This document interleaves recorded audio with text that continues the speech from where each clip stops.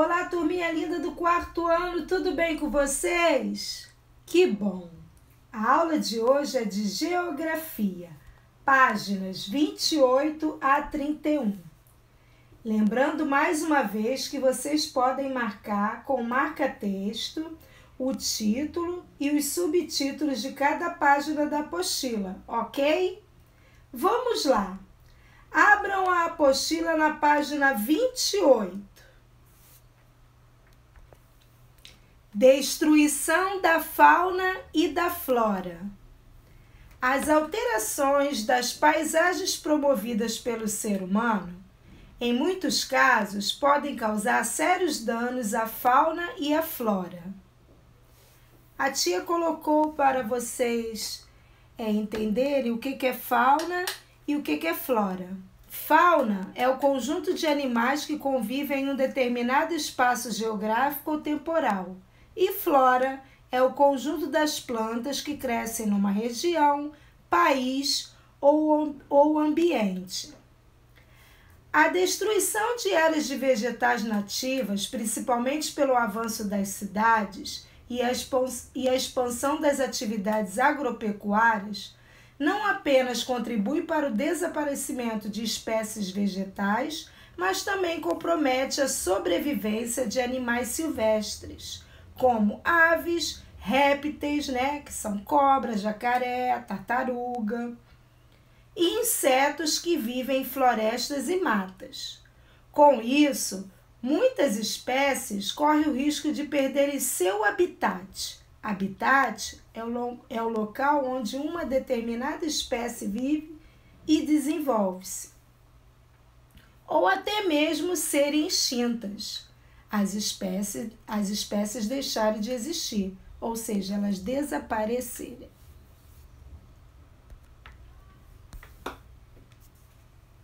Como medida para amenizar ou mesmo impedir que as espécies da fauna e da flora sejam destruídas, são criadas as unidades de conservação, que são áreas delimitadas com o objetivo de preservar os aspectos naturais de determinado ambiente.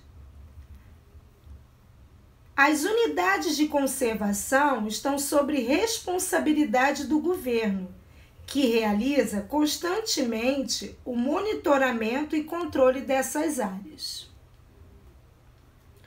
Povos indígenas e a relação deles com a natureza.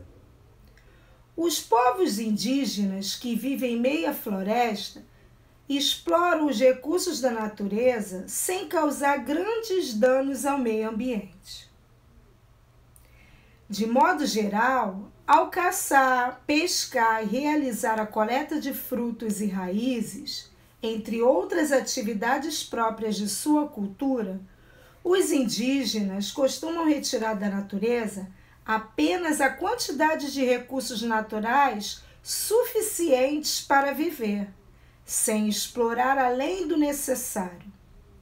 Essa relação entre os povos indígenas e a natureza respeita o tempo necessário para que os recursos naturais se recomponham. Os povos indígenas são os que mais cuidam da natureza, pois dependem dela, certo? Eles dependem da natureza, então eles são os que mais cuidam da natureza.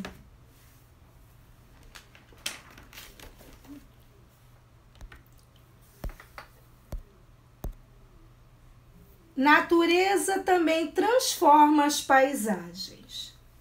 As paisagens dos lugares também são continuamente modificadas pela ação dos elementos da natureza. Esses elementos alteram a paisagem quando ocorre, por exemplo, chuvas, ventos, terremotos, entre outros fenômenos naturais.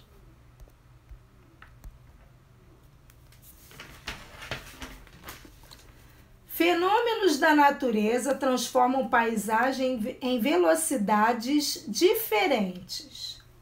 As alterações das paisagens ocasionadas pela ação dos fenômenos da natureza podem ocorrer em velocidades diferentes, ou seja, rápida ou lentamente.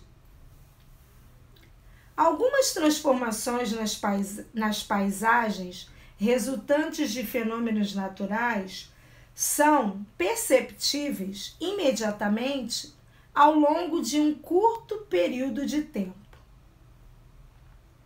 Então vejam lá o exemplo. Os terremotos são movimentos que ocorrem na superfície da Terra e podem transformar rapidamente uma paisagem.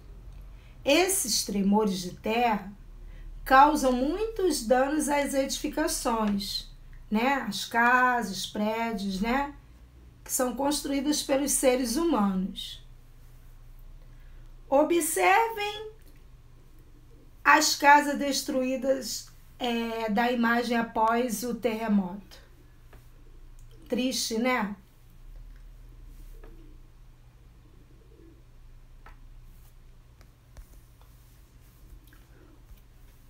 Os vulcões são fendas ou aberturas na superfície terrestre, por onde o magma é expelido. Tio, o que é magma? Magma é um material pastoso que existe no interior da Terra e vem à superfície por meio das erupções vulcânicas. Na imagem aí vocês podem perceber a erupção de um vulcão. Quando o magma se resfria, forma rochas. Fenômenos da natureza que transformam paisagem lentamente. A ação do vento na modificação do relevo pode levar milhões de anos para ser percebida. Essa transformação ocorre quando formações rochosas são esculpidas pelo movimento do ar que, ao transportar sedimentos são partículas de areia, de poeira, de um lugar para outro, promove o desgaste do relevo. A imagem, que vemos é a formação rochosa esculpida pela ação do vento.